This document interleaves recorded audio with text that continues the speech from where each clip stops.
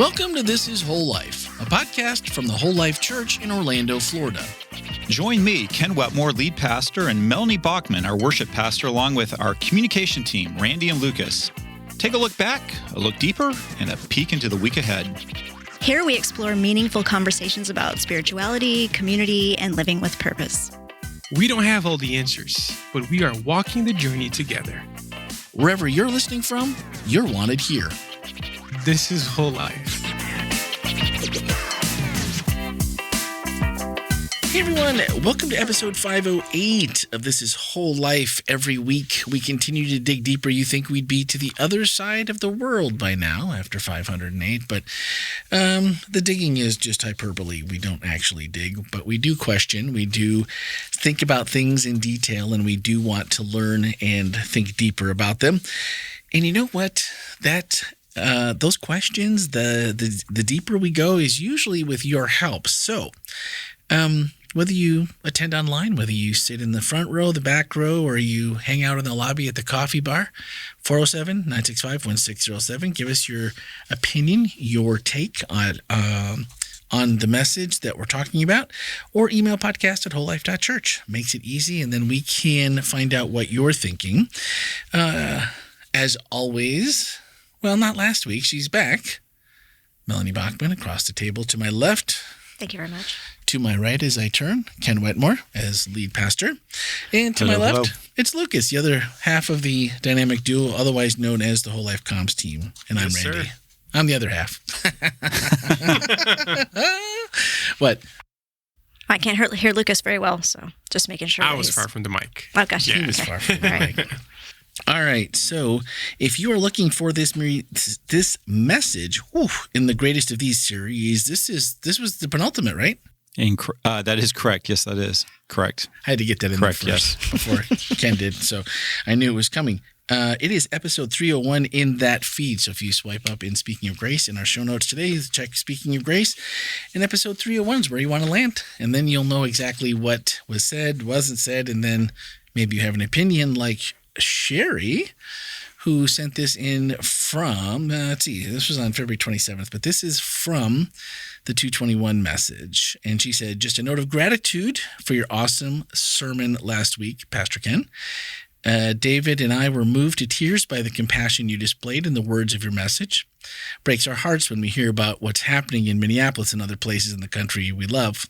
And to hear our pastor talk about it rather than preaching as if everything is moving on as usual sends a powerful message about Jesus and Jesus followers.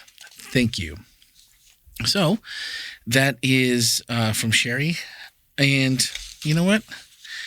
We love to get emails and questions and comments, no matter which side of whatever it is we're talking about that you land on. It's just encouraged. So please continue on. Thank you, Sherry. Appreciate it. What else? I feel like I'm missing something this week. Because what did we do last week? We were in Vallejo, right? Yep. We started off with Arrows. right? And then we went, right, next week. Why do I think this is 4, right? Correct. I don't know why I feel like I'm... Unless you'd like to make up your own Greek word, Randy, for love and tell us what its meaning is. Well, maybe. I don't know. Should I? Just do a mashup. That's what. Yeah. He'll call Harley. What did you say? What did you say? Eco Harley?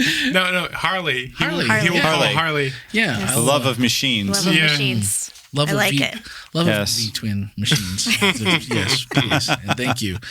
Yeah, you're full of good ideas today. I like this. Yeah. So, as we're moving through this series, one of the things that I thought was, I don't know if it was interesting, but I appreciated was Ken encouraged everyone like right off the bat. Like, okay, we're talking about love. We're talking about how do we love our neighbor? How do we love ourselves? And how does God love us? We've been investigating a lot of stuff. So please go back if you haven't heard the messages up to this point and check those out. But take time to invest in you. And I think that was just great advice kind of at the start of the message as we think about, it's Storge, right? Storge. I've never, Maybe I don't know, maybe I've heard of it before, but Storge, that sounds... That's the one that most people have not heard. Most people have heard of Eros. Most people have heard of Phileo because of Philadelphia. And most people have heard about Agape if they're in Christian circles, but Storge is the one that rarely gets talked about. Storge is the one that... Why is it, though, that's the one that doesn't sound the most familiar? That's kind of weird. I mean, I just feel like everyone knows Agape. Right. Right? And I think... Phileo, whether you know it or not, you know it. Yeah. And Eros, I feel like, is kind of out there. Probably because it's only mentioned in its negative and mashed up forms. Yeah. Okay. There's that. And I think it's also... in the Bible, I mean. Right. Yeah. Okay. And outside of the Bible, I think that, obviously Eros is going to get a little bit of time during Valentine's Day and, maybe other times of the year. Yeah. And then there's, Philadelphia, which there's a, church in Revelation called Philadelphia, which is based off of the word phileo. So we kind of are a little bit more familiar with that one. And phileo shows up over 25 times in the New Testament. So Storge really does not show up, except as Melanie said, in its negative form and then as a mashup. And that's only 3 times. But I think it's a powerful word, and I think it's actually, I really like it. I love one of the parts about it that I love about it is that it's more of an instinctive love. It's something that's kind of in you because it's a love that kind of refers to the kind of love that parents have for their children and children have for their parents. How do we think about this kind of love when immediately part of me is like, oh, that's really cool. Familial love. It's natural, like you said. It's instinctive. It's just kind of like, well, you don't know how much you love your kids until you have kids, right? But also on the flip side, for people that doesn't come naturally for, there have been people in my life where like that instinct almost had to take a ton of time. And I don't even know if it was a realization until like, someone isn't treating me like I'd like to be treated.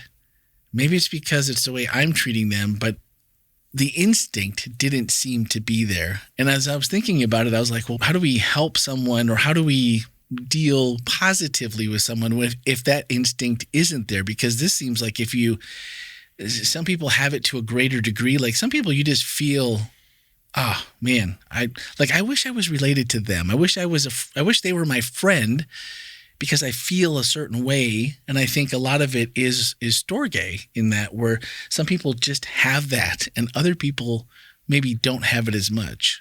Maybe this just wasn't as instinctual as maybe it is for other people.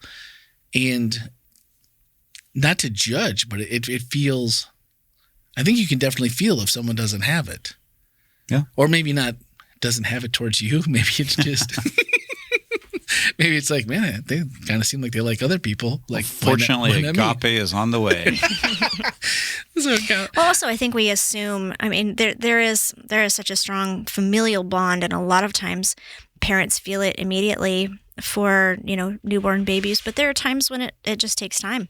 Yeah. And I think that there are people who don't feel that instinctive love for a brand new child, and it takes time to develop, and then there's a lot of guilt and a lot of concern around that. But you know what, sometimes it does take time, and I think that it needs to be affirmed that there's space for that instinctual love to grow. Okay, no, that's fair. Well, I thought it was interesting, Ken, when you were talking about Aristotle and Plato, and what was the last one? Do you know how to pronounce it? Go ahead, Melanie. I don't. Epictetus. Epictetus. If you say it really fast. Probably. Epictetus? Yeah, why not? Epictetus. I was just going to say Epictetus. I don't know. Epictetus. He's epic. Yeah. I just thought Epictetus. It was how different. I mean, how far apart were each of these? I didn't take the time to look it up. Do you know? What do you mean? Like the Plato. Their definitions were pretty similar. Yeah, that they were all pretty close, but I thought that... But they all kind of came at the concept from different lenses and what was important about it.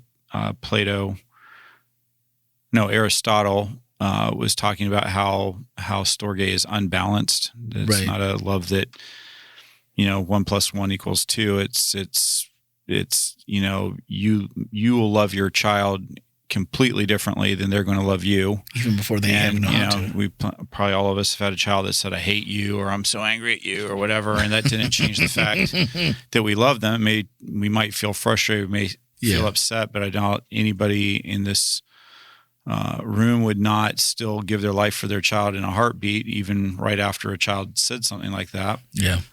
Because it's not balanced. It's not based on reciprocity. It's based on this instinct that you have to love that other person. And then, I think that Plato just was very, very worried about what this was going to mean for the government and military if you couldn't get your kids or your parents to love the government more than they love I thought that was weird. Like, what was his angle? Was he a politician and on the side of being a philosopher? No, I think it was a lot more along the lines of that he wanted society's greater good to be considered over what was best for a family. Okay. And we might have a little bit of a hard time understanding that within our American culture because our American culture is very individualistic. We're very focused on the individual's rights and what's best for them, and even above what's best for the family. So in the context that Plato was living in, it was unthinkable that a person would do something that wasn't what was best for the family, even if it wasn't best for them individually. And Plato wanted it to be a lot broader than that. He wanted it to be where the individual would think about what's best for the community overall, the government, the country, more than what they thought about themselves and what they thought was best for their family. And that's where he was concerned, is that how do you take an instinctive kind of love like Storge and create it so it's for all of society as opposed for just a family unit. Did any of these, the other question I had was, did any of these same people have opinions as strongly held or ideas about Eros or the others? So these are okay. All right. Yeah, I haven't, in the previous terms, I didn't choose to pull in that. And one of the reasons being that the other one is there's more. With Eros, obviously there's none, but that one gets a little bit more attention already. And then with Philadelphia or Phileo, pardon me, that's pretty well documented in the Bible. So with this one, I thought, since it isn't probably really well understood by many people, it would be good to use some of the Greek philosophers to kind of help understand how a Greek would have heard that word. Which one's your favorite out of the three? Like the viewpoint? I like Aristotle a lot because of the unbalanced nature of things, but I also liked Epictetus and his take on things. I like the idea of an expanding circle of who gets Storge love from you, that maybe that you can take, like the Bible does, take Phileo, add it and then out of maybe Phileo comes Storge somehow. Okay. But I think for the Stoics, there would have been a moral component of this is also an obligation, right? So okay. Is that why the extending to the family, like you're responsible for the well-being or the right? Exactly. You have a moral obligation to the larger community and those concentric circles, and kind of pulling those in. I kind of like that one out of all of them. I kind of like. I mean, it's pretty cool, like you said with Aristotle, where it's like, look, it's not always going to be reciprocated, but nothing. Look, I kind of read that as, hey, life isn't fair. Yeah.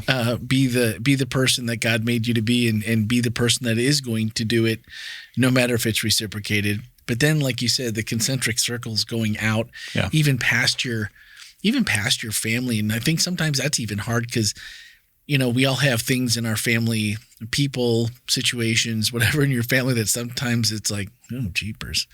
Can I branch this? Do I have to go circle, or can I go I think I like this branch over here, and this one's pretty good. This one's pretty easy, but man, going straight ahead, I don't know if I can plow through that much heavy lifting maybe sometimes.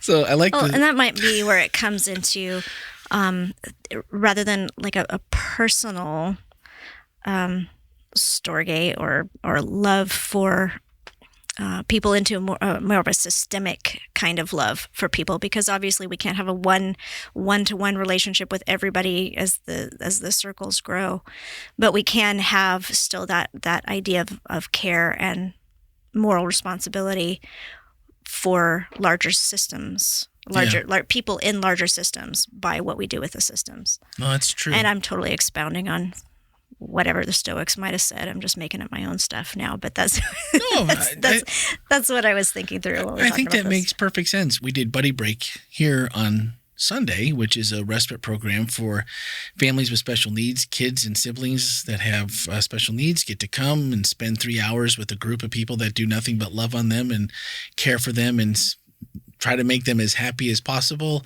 through games, music, and just being a friend. While parents, one set of parents I know went to a coffee shop and did nothing but get a coffee and just chat for 3 hours. So It was very nice. Sounds amazing, actually. That's what I said. Second family, they dropped off, and Dad took an older sibling, and they went to a cafe that also had board games, and they tried out a new board game that they hadn't played before. And when you think about it, the group that is ministering to the VIPs and the siblings, I mean, there is a reciprocation in some sense that, you know, if you have ever met someone with a special need, there's a lot of cases where they will take whatever you give them and they pay it back to you big time. But in many cases, it's not like there's things that they can do for you outside of that.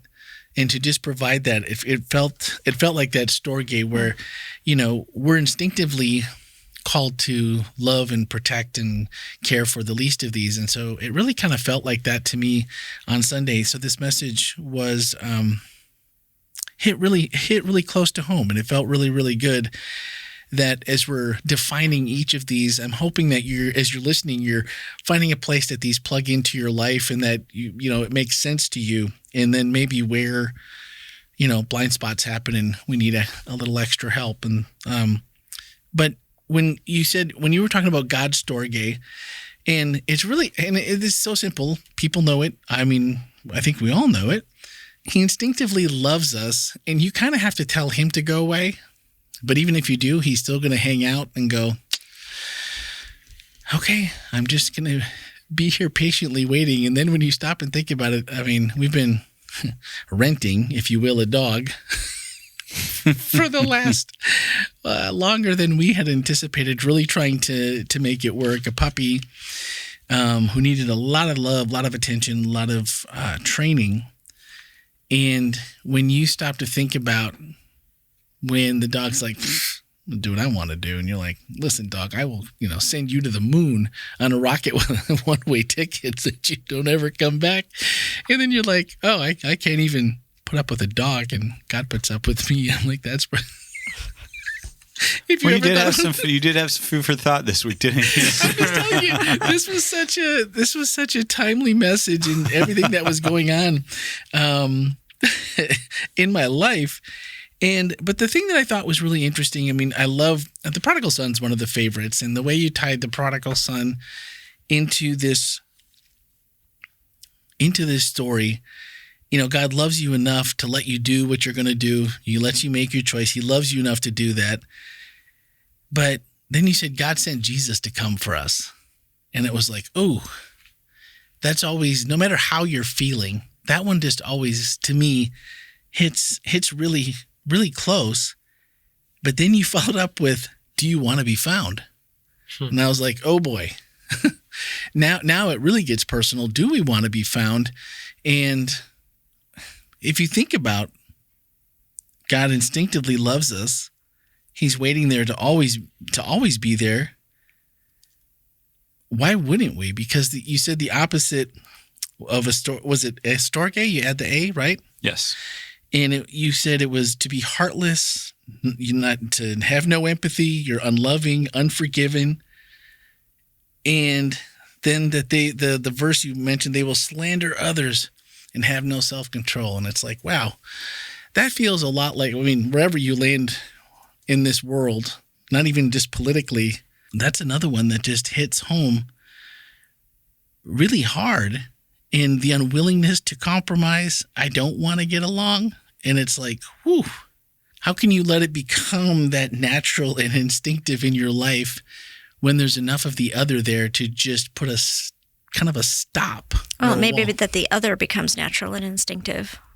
The hatred, the dislike, being unmerciful, and that kind of stuff. It could be that is the instinct that's in play.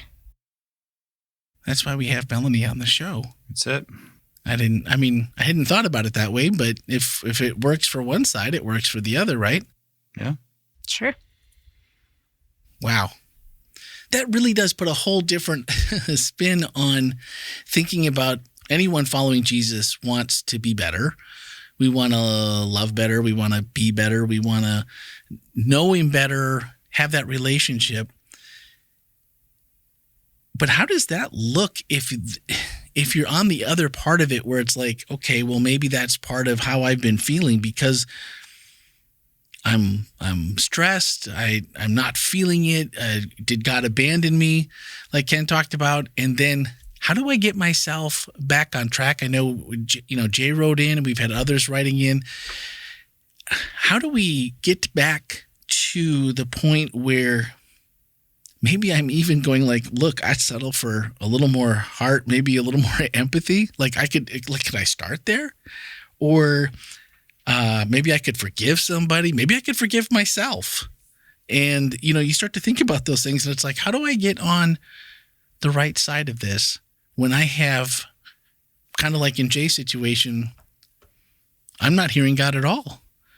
And to not let it become what you just talked about, the other side of it. I think part of it has to do with self-reflection, self-awareness, and capitalizing on those moments when that instinct to not forgive or not be merciful or not love come in, and then surrendering those things in that moment and asking for God to make that change in your heart.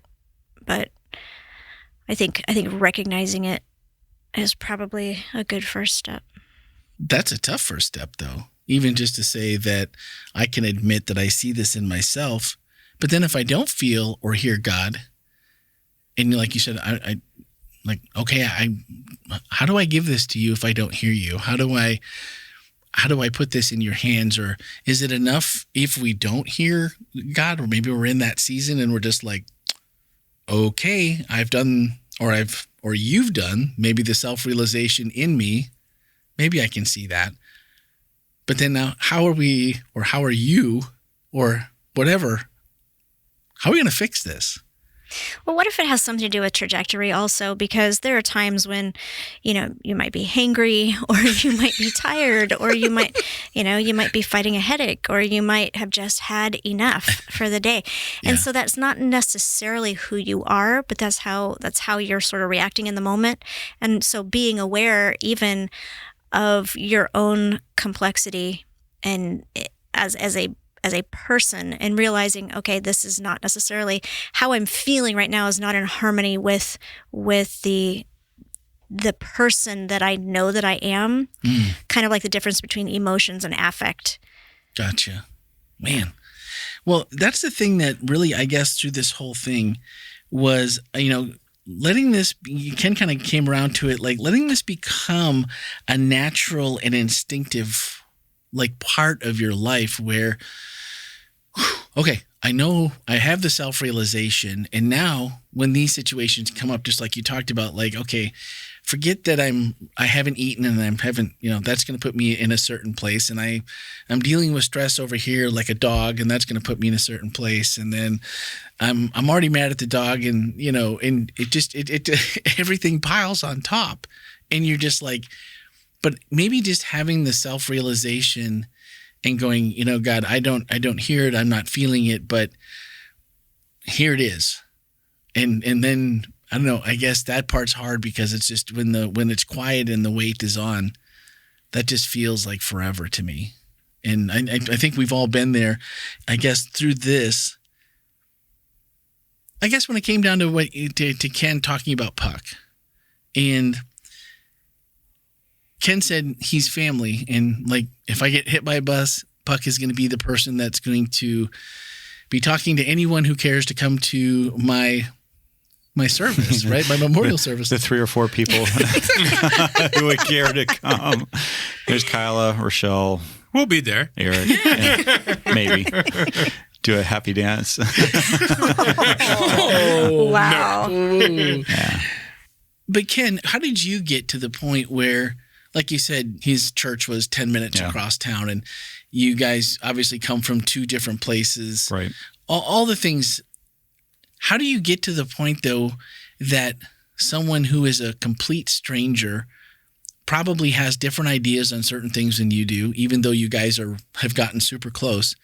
How do you get to the point to where you say, not only is he family, but this is the person I want to be there at the end for me? Yeah. I think that's a journey.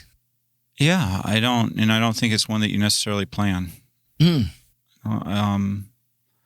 I don't think that when I first met Puck, I thought to myself, I am going to go ahead and move from Philadelphia. I want to become a friend of his. Mm-hmm. I want to have that phileo love, and then I'm going to want to turn that into more of a instinctive family kind of love. I don't think I thought that at all. I think it was just time together. I think that it was meeting somebody who also we did have a lot in common. You know, it's easy to look at the kind of exterior, but on the inside, there is so much we have in common. There's so much that we have in common. And, you know, Puck's a brave man. He's willing to say things, and he was always willing to speak into my life. He'd tell me if I was wrong. He'd tell me if I thought I was right. Now, we had just these amazing conversations, and I don't think it's something you can always plan. I think it's one of those things that God can put into your heart and that changes things. And for me, I think probably why this was just impactful was because while we had more in common than I ever dreamed, there was also some significant differences that were a window into a world that I had no window for before. I did not understand some of the cultural things, some of what it's like to be a Black Seventh-day Adventist pastor in the United States of America in the South. Some things I just didn't understand. And to be given a little bit of a window and to understand a bit, to have somebody who would trust me to share when I'd say something that stung for him. You know, I think that sometimes the words that we say don't have a meaning for us, but for the other person, they could have a meaning that we don't understand. We might not be trying to do it, but it still doesn't mean it's not painful to the other person hearing it. And so I think just having the opportunity to hear that, to say, and again, to get to the point where you say, well, if that hurts you, just because I didn't mean anything by it, just because I didn't understand, doesn't mean that I can't say, well, I'm really sorry. I would never, you're my friend. I would never want to hurt you. And if that's painful to you, then I'm going to quit it. And instead of saying, oh, well, you just go ahead and grow up and you just have to, you know, get thicker skin and be okay with things. And I know that's not the way I want to be treated. When I tell somebody, hey, you hurt me, I want them to say, okay, I am really sorry. I didn't, you know, I'm sorry I didn't mean to, or sometimes it's sorry I did mean to. And so I think it's really important for us when we hear somebody say, ouch, that hurts, to not say, well, just toughen up. You know, I think that another aspect of that is just watching my kids. You know, I watched my son go through some really difficult things, and I kind of did the, oh, you know, Eric, you're going to have to grow up. You're going to have to be a man. You're going to have to kind of figure out how to toughen up. And, you know, when people do these things, and it took a very good counselor to have some comments with me that this isn't about toughening up. He's a tough kid. This is about somebody, you need to believe him when he's telling you he's in pain and he's hurting. You need to believe him rather than saying be tougher. Yeah. So that's I think that's an important thing. When you start entering into Storge love with somebody, with my kids, I love my kids unconditionally. And Rochelle has done a really good job of believing my kids when they say that they're hurting. And I've wanted to do that. I love them. But then I have this instinct to be like, well, the world's a hard place, so you gotta go ahead and be tough. And there's some things that you can tough your way through, and there's some things that you shouldn't have to tough your way through. You just shouldn't have to. And so when you love somebody, you care when they're hurting, and it matters to you. And so I think that's the thing about Storge love. I mean, you talk about a mama bear, right? You talk about you don't want to ever get between a mama bear and her cubs. Growing up in the Smoky Mountains, I'm pretty familiar, with not getting between a black bear and her cubs. You just don't want to do that. Yeah. You don't want to do it. It's going to end poorly. And even if the cubs are, coming towards you, that doesn't, you go ahead and watch out, because the mama's going to take care of the baby bears. And that's a bit of the Storge love, is that when you love somebody, if something's hurting them, you're going to do something about it. Mm-hmm.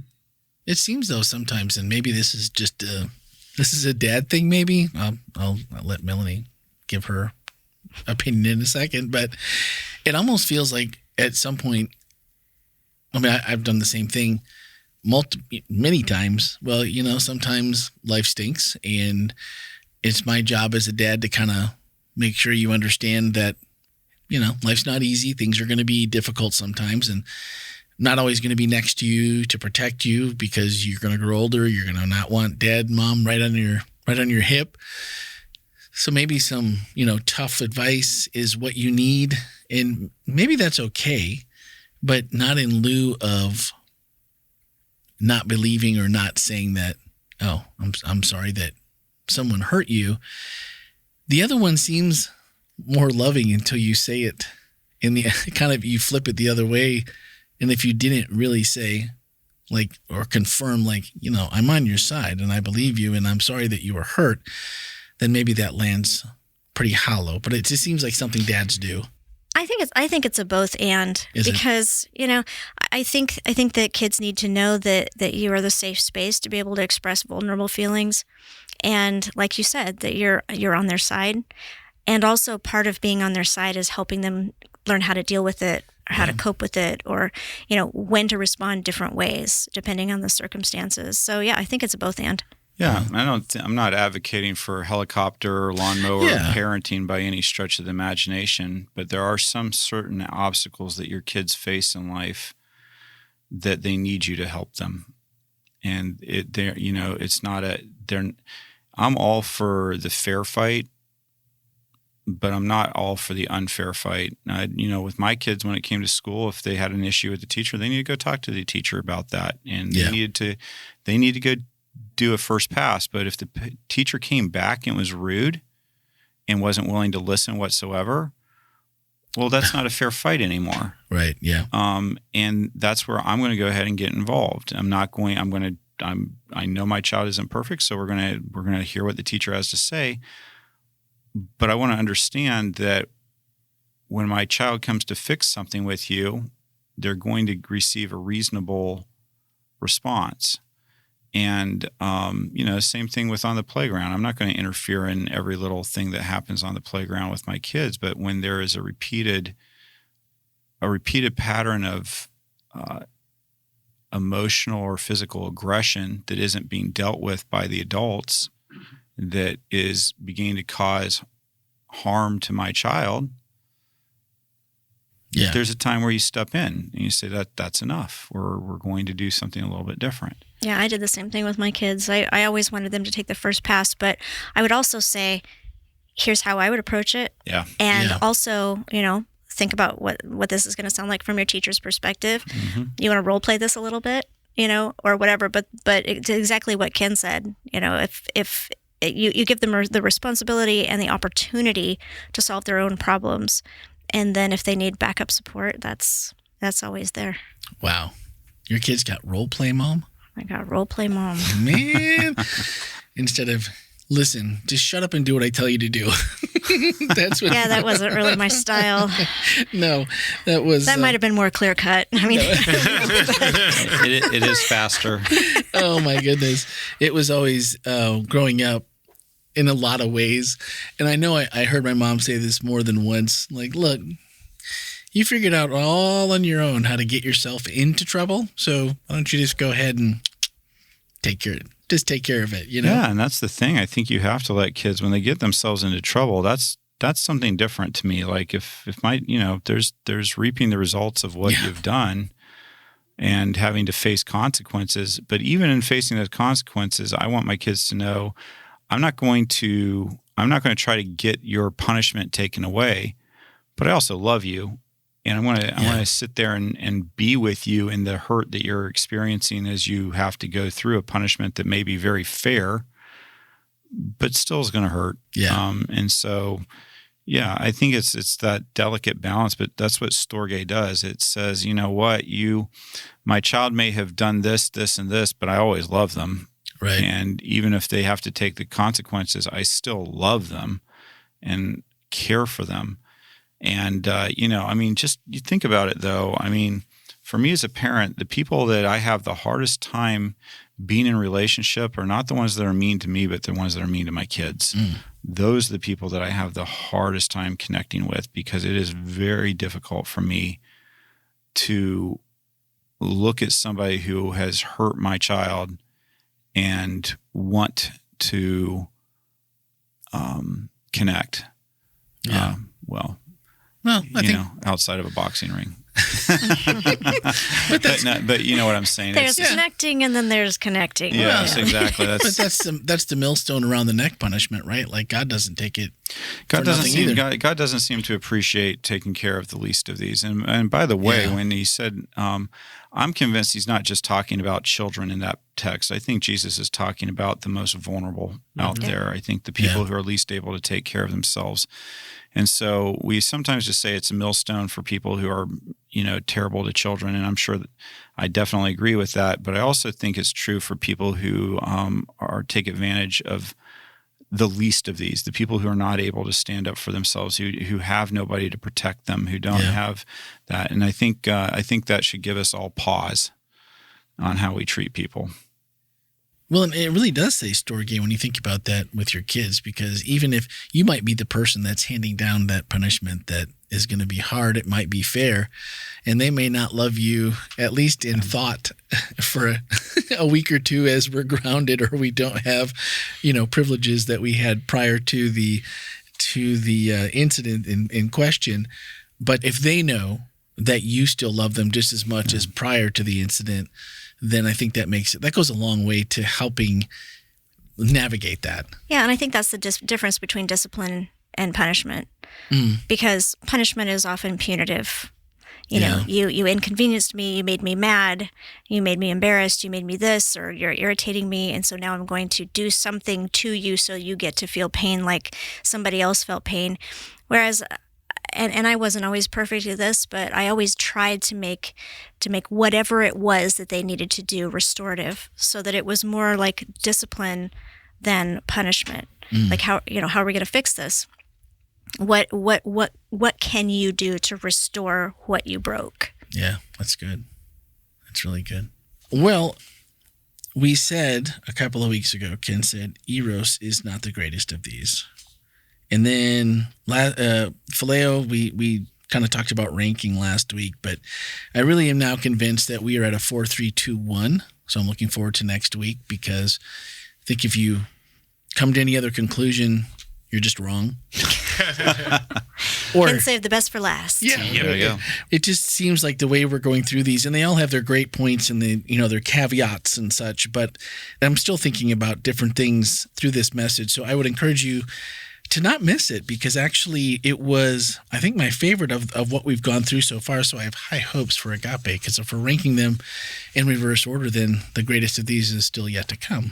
That's it. Like greater things or something like that. Something I heard. like that. But I'm pretty sure we had questions, right, Lucas? Yeah, we got 6 questions this week. Ooh, nice. Wow. Yes. And an email. Look at you guys. Go. Wow. Man. Yeah. So first one, what will these different types of love look like in a world without sin?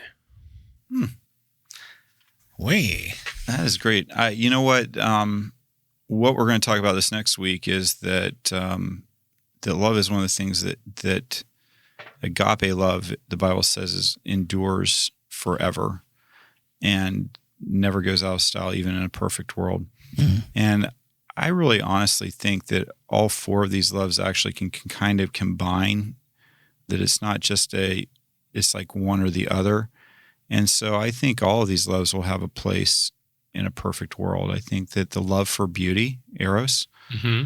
I don't think that's going to go out of style. I think that it seems to me that God loves beautiful things. He Yeah. creates all kinds of beautiful things. And so the appreciation for beauty, I think that's going to be a thing. I don't, there's been a lot of debate over what Jesus said when he said there wouldn't be marriage in heaven. So I don't know what that means for the romantic side of eros, but I'll get to heaven and we'll all see that. I'll figure it out. Yeah. I know that friendship kind of love is going to continue through all eternity. That makes complete sense. And I think the Storge kind of love that, maybe that even becomes more instinctive than it is even now. I think they might take on different characteristics. I mean, eros, maybe the beauty is not so much in, like you said, in a marriage or a romantic relationship, but heaven's got to be pretty amazing. I would think. So I would, assume that one's going to go up the list a little bit, at least in certain parts. Good question. Yeah. Thanks. Great question. Okay. If Storge love is rooted in deep loyalty and shared values, how do we practice that in a world that doesn't always operate that way?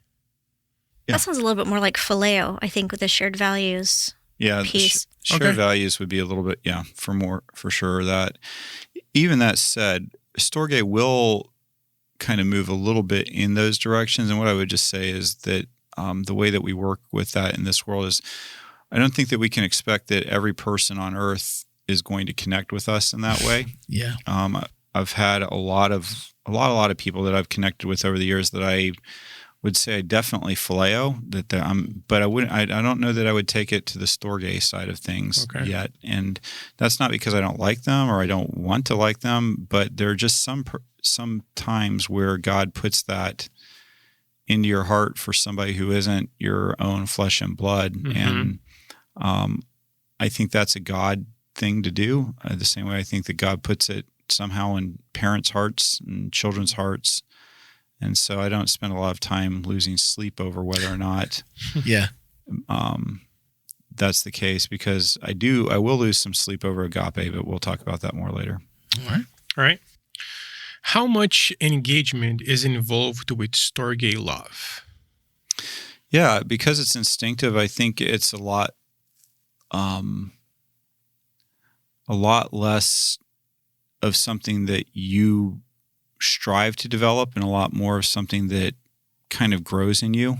I think you can plant the seeds, but when you plant seeds, you don't really make them grow. They kind of grow on their own. And so that's the way I think I would describe that. It's almost subconscious. So I think you can plant the seeds and give them the opportunity. If God wants them to grow that way, they will. But I don't think it's not something that I spend a lot of time being like, I need to make this happen. Yeah. But I also think it's important for us not to close off the opportunity for it to happen. Yeah. All right. I believe that family should be the first place you learn about love, but that's not always how it happens. Is there a way to restore the type of love once it's damaged? Years and years of counseling. Mm-hmm. Yeah. That maybe sounds a little flippant, but I just kind of genuinely stand beside it. There's a lot of people that want to pray for a quick fix to abusive family relationships that they've been in, and they want an immediate fix to something that's taken decades at times to get them to that point of pain and hurt and woundedness. And I believe that God can work miracles, and sometimes the miracle is a really wonderful Christian counselor that sits down with you and works through the very tangled web of your life, helping you kind of figure things out. And I can't tell you enough, family. Counseling to me, if it's something that you can afford and you are having some issues, I just really, really highly encourage you to do that. I didn't grow up in a time where this was encouraged. In fact, if you had to go do it, you kind of got looked down on. I have a counselor that I see regularly, not because there are things that are necessarily wrong in my life, but because I'm working through things that I want to make me be a better person.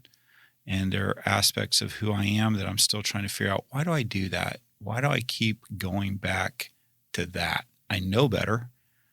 And that person, that counselor, is trained to help me work through the tangle of what is at the root of what's going on. And so if you're in a situation where you've been wounded deeply by your family, invest in yourself. If you have a physical malady, if your back is hurting you to the point where it's very hard for you to get through your day, you're probably going to, if at all possible, invest in medical healing. You're going to go to the emergency room. You're going to go to a doctor. You're going to get physical therapy. You're going to do those things because you need to do that so that you can do what you need to do in life, and so you're not in constant pain. Yeah. And yet somehow we treat our psychological pain differently. Like, it's keeping us from doing the things that we need to do. It's hurting our relationships. It's doing these things, but we don't invest in it because we just think, well, I'm just going to try a little harder. I just need more willpower. I'm just going to pray it away.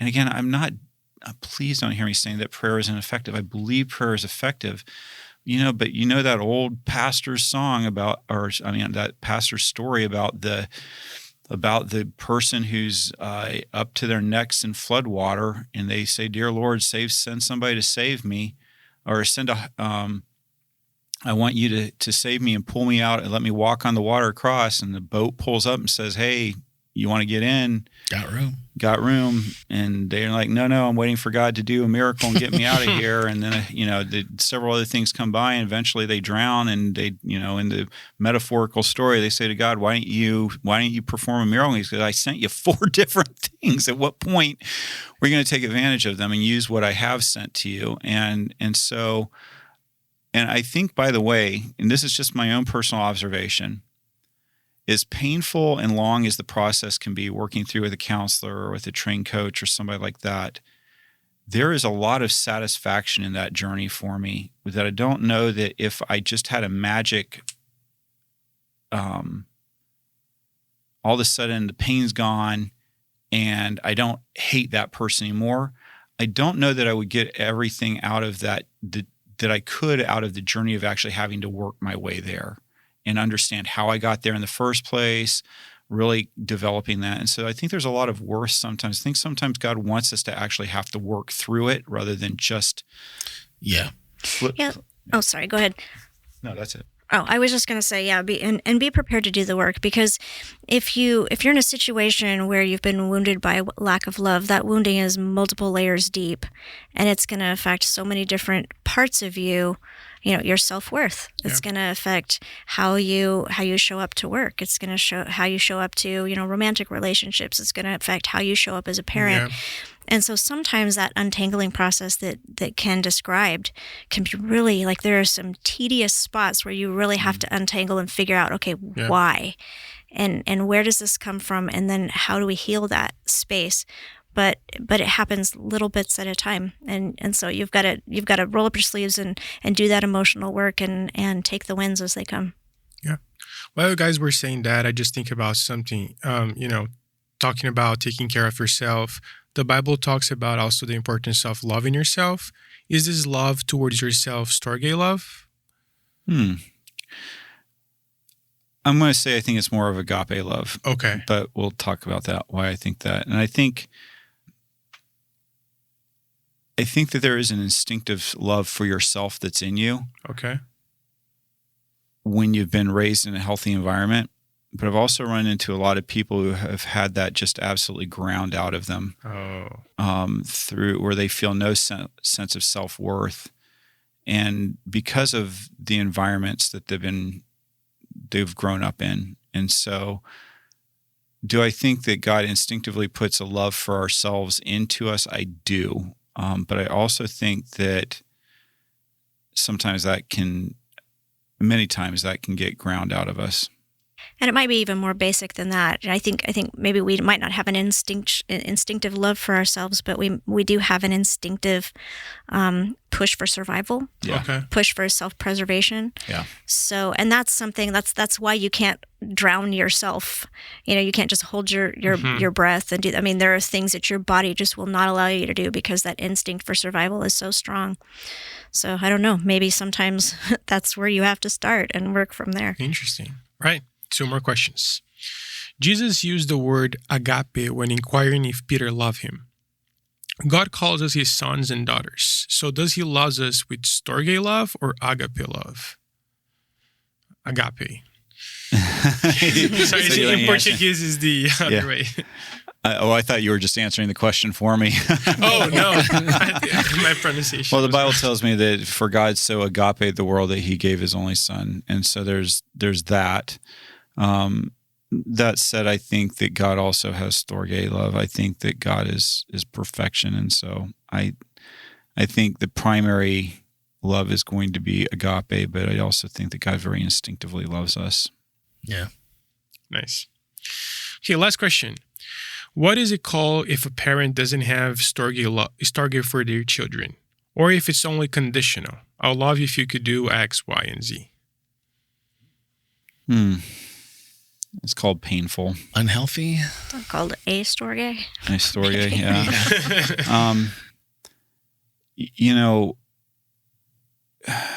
A lot of times, and unfortunately, a lot of people do grow up in homes where love is not expressed, it's not shown, and kids suffer for that. And a lot of times the parents that do that also are raised in that kind of environment and with that kind of thing. And so they're really just modeling what they grew up with and what they know. It's also very common, I think, within certain Christian circles to make love conditional. That if you keep my commandments, then I will love you. And as opposed to what Jesus actually said is, if you love me, keep my commandments. But the first part of it is, it's not keep my commandments, then you'll love me. It's if you love me, then you'll instinctively begin to do what I've asked you to do. You'll let that be what drives you towards me and towards doing the things that I want. And unfortunately, a lot of times as parents, I know I've been guilty of it. I know that my love for my kids is unconditional, but I'll also kind of put a high premium on doing what I want them to do and being transactional with it. I think that's one of the things as parents we all probably need to work on, is thinking about how do we raise children that aren't conditioned to do what's right because they're going to get something out of it, but they're conditioned to do the right thing because it's the right thing, and they have an intrinsic set of values that guide them on that way, as opposed to extrinsic forces that they're like, well, if I don't do this, then I won't receive, Maslow's, hierarchy of needs if I don't do it. And I think that all of us would understand that starving our children, not giving our children shelter, not giving our children water, that's abusive. And yet there's also something abusive about withholding love from somebody and making them feel like that they're not loved or cared for if they don't do what we want them to do. And so I think it's super important for us to try to move away from that model. The Bible tells me that God sends the rain on the wicked and the just. And so God even hands out his blessings even to people who don't acknowledge him. And I think that we would do well to be kind and loving to all those around us, not just those that do what's on our wish list for them to do. I also think that it's important to take a look at our theology and see if our theology is getting in the way of us moving from phileo to storge, because that earning, that idea that I cannot love you until you conform to a certain set of ideals. That's the kind of theology that holds us back from being able to love and accept people who they are and how they are. No, absolutely. Yeah. That's very point well taken. So that wraps up this one. Next week, it's Agape. And Melanie, tell me real quick, because if you're listening to this, already connected, which will be happening March 7th. That's this coming weekend if you're listening to it this week. Unfortunately, if you hadn't signed up before now, that has already passed you by to be able to sign up. But tell me about worship this week, because it's a little bit different than normal. So at least those that are listening can be prepared. Yes.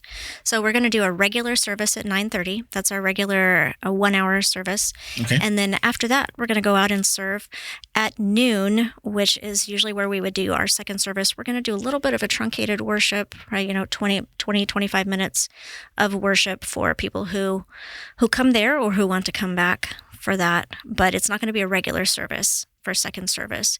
So if you're going to be joining us online, it's going to be for first service, and I think you may be able to access second service at the noon hour. We'll see how that works out with our technology, but Randy will let us know. Randy will let us know. I'm feeling good. The other thing that I think you ought to know is that while the signups for the special activities are now filled and closed, there are still going to be some activities that you can participate at here at the church.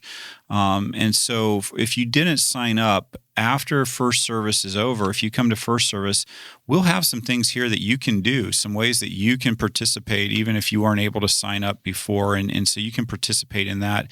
And the same thing is true after our very shortened second service at noon. We'll probably be done by 12:25 at the latest. And then we'll have some things that you can do around here to make a difference and that you would be able to participate in. And this year we're really wanting you to be involved. And so this is one of the ways that we've done it, that we are operating out of the church. The church isn't closed. In previous years, we've completely closed it down. Right. So we're experimenting this year. We like innovation at Whole Life. We're going back to what kind of a model that was before I came called Meet, Worship, Serve. Mm-hmm. And we're kind of trying that one out this year to see how that works in 2026. And we're going to learn some lessons from that. But one of the other really cool things that you could do if you wanted to is that I believe at 8 a.m. there's going to be a group here at the church that's going to be praying around the neighborhood, that you will be doing a prayer walk and some time together with that. And I think that would be an amazing thing to participate in. So really go ahead and I hope you'll participate. One of our values here at Whole Life is involvement, and we hope that you'll be involved by being at our worship service, but also by participating. I'll tell you one of the really cool things that just came across my desk today is our Cradle Roll. Our Cradle Roll class is doing their own special service project during their Sabbath school time. So they're inviting parents in that Sabbath school class to bring a friend with them that day, bring a special friend who will be kind of a very like a special guest that day. And so if you have a friend, bring him that day. That's a cool And then idea. if you don't have a friend to bring or you don't want to, we're also looking for gently used clothing, for children's clothing that we can distribute out to parents who maybe need some clothing and don't have access to that. So I love it. There's a lot of our small communities, and including our children's Sabbath schools and small communities, that are finding ways to be engaged in this, and it can look like all kinds of different things. And I just love what's happening. So kudos to Annalene for what she's doing there, and we're looking forward to a really great Sabbath. But just to really stress this again, 9:30 is our first service. It'll be a regular thing. If you come, I'm going to be in work clothes because we're going to be doing some work. I'll probably wear my theme T-shirt, and then second service will be very short. So if you come expecting a full hour service, you are going to be disappointed because it's going to be about 20 minutes. And if you show up late, it will be a very short service. Yeah, if you show up at 12:05, every minute you're late, it'll get a little shorter. But anyway, so also, we want to make sure that people know that the fun doesn't stop after second service. Thank you for mentioning that. We have, speaking of our young people and speaking of special projects, the Pathfinders are going to be hosting a concert at Lake Eola in the evening. Yeah, right there at the big amphitheater that's right there on the lake. It's going to be amazing. I think, what time does that start at? 5? 6. 6. Yeah. Okay, the children's choir is going to be there. The Pathfinders are going to be there. We've got some of our worship leaders from Whole Life are going to be there. And Forest City Spanish Church has a group that they call The Spot that's going to be there. So some really great music, great time together, and I hope that it'll be a great way for you to come and finish off what will be a really great Sabbath. Yeah, you have time to go home, take a shower, grab a snack. Maybe even catch a nap. Mm-hmm. Well, and I'll just say it, there's a lot of good eats downtown. Lots of good coffee, lots of good places to just grab a bite. So, well, now we know where we'll find Randy. Well, I'm just saying, if you see me there, there'll probably be a cup in my hand, is all I'm going to say. No judging here. And I know, Tomas, we did a little promo for social media. You'll find that in our social media channel, inviting you to come out. And they're really hoping to fill all 1,000 seats. Yeah. It would be really cool if, we could all... I know parking is one that just, might give you hives because you're like, every time I have to go down there, there's like no place to park. But it's worth finding a parking lot. What happens if we order 200 Ubers from the church? Just have a line of Ubers there. Dear Mrs. Dunscombe. How many people can you fit into a... oh, no, I'm saying everybody else will need to go. I'm not suggesting we're going to pay for that. Yeah, that was like, well, I think that's going to have to pass budget, Ken. That would definitely have to pass budget. Man, where's the hayride trailer when you need it? Right? That would be a fun hayride from here to Lake Eola. It'd be breezy anyway. WholeLife.church/connected will bring all the things that you need to know about Connected into focus. So please do check it out. And if you have questions, there are multiple ways there that you can contact us and find out more, or just call the church office. It's on the website, WholeLife.church. What was the other? Was there anything else? I feel like I'm missing something. There was... But it's just Connected and the concert, I think. Yeah. That's it. All right, guys. Well, thank you for listening and have a fantastic week. Thanks for listening to This is Whole Life. If today's conversation resonated with you, we invite you to subscribe, share, and leave a review on your favorite listening platform. To join the conversation, send a text or voicemail to 407-965-1607 or email podcast@wholelife.church. To learn more about Whole Life Church, worship with us online or in person, visit our website, wholelife.church. Until next time, this is Whole Life.